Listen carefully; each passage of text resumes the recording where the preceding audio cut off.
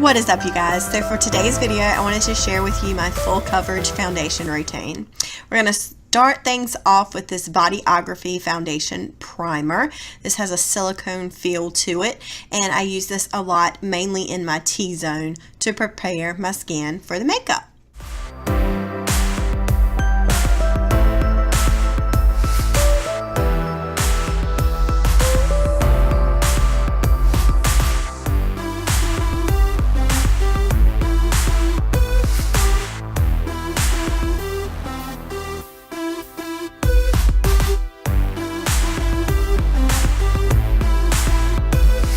So when I'm doing a full coverage foundation look, to avoid it looking too matte or cakey, I like to use something dewy underneath. So for this, I chose the Cover FX Custom Enhancer Drops in Moonlight, and I put those under the skin, well, on top of the skin, and they're going to be placed in the highlighted areas underneath the foundation. It's just going to give it just a little shimmer underneath the foundation to keep it from being just completely matte and lifeless.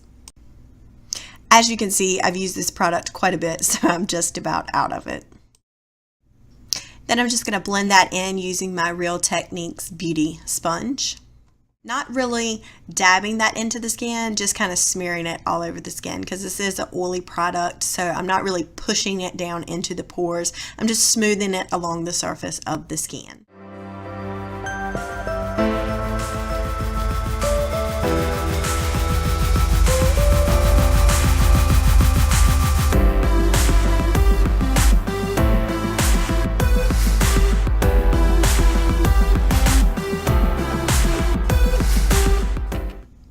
Then I'm going to be going in with one of my favorite foundations. This is the Tarte Amazonian Clay Full Coverage Foundation. This is 12-hour makeup and oil-free. So like I said, I'm using this full coverage and oil-free makeup. I wanted just a little bit of dew underneath so that I didn't look completely matte. And the combination of the two works perfectly. But I do love this foundation. It is a great full coverage foundation. It doesn't look cakey. It goes on very creamy. It applies perfectly. I used my Real Techniques Beauty Sponge, and I did use it dampened, and it blends perfectly onto the skin, and I love the finish of the product.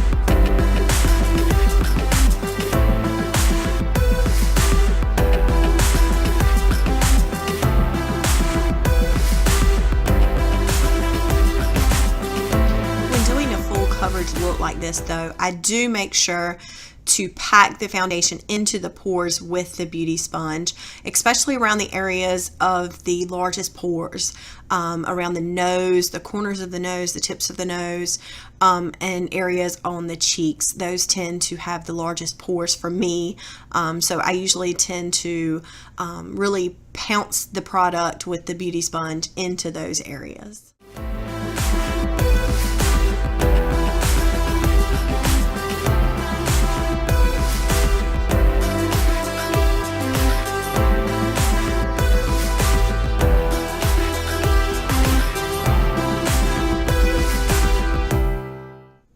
And to set the foundation, I used my Makeup Revolution Pro Fix Oil Control Fixing Spray. This just sets the foundation into place and keeps it from smudging or smearing before we set it with the powder.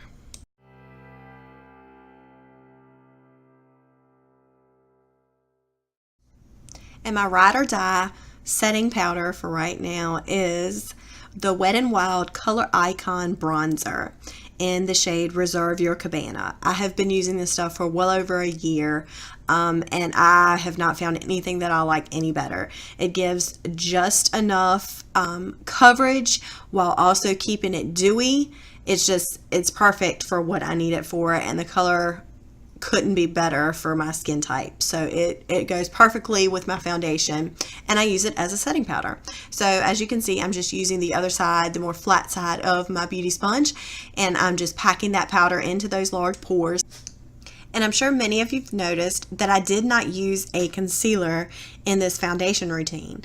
For that reason, I am using the Mannakadar Beauty HD Perfecting Powder. This is a bright white powder, and I'm using a little bitty Real Techniques sponge, and I'm using that to highlight. It is a powder highlight. I did not use a cream highlight on top of that foundation just because of the thickness of the foundation and the full coverage of it. It is the Amazonian clay foundation, so I didn't want too much of that kind of product on my face. So I just did this little light powder on top just as a highlight, and I think it did a pretty good job. Then for bronzer, I used the Park Avenue Princess. This is also in the Amazonian clay family. It's a waterproof bronzer.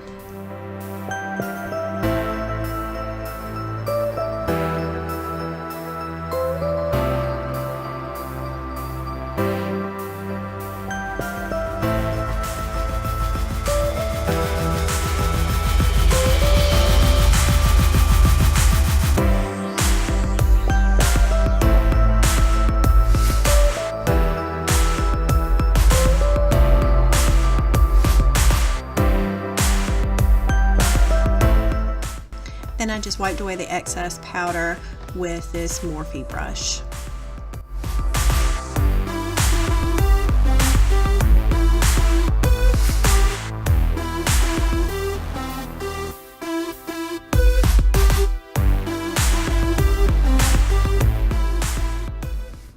And here is the finished foundation look after adding the brows and mascara and a little bit of blush. And as you can see here, I realized I did not have my lipstick on, so we will apply that in 3, 2, 1, and here we go. And this is the final look, you guys. I hope you enjoyed. Don't forget to subscribe.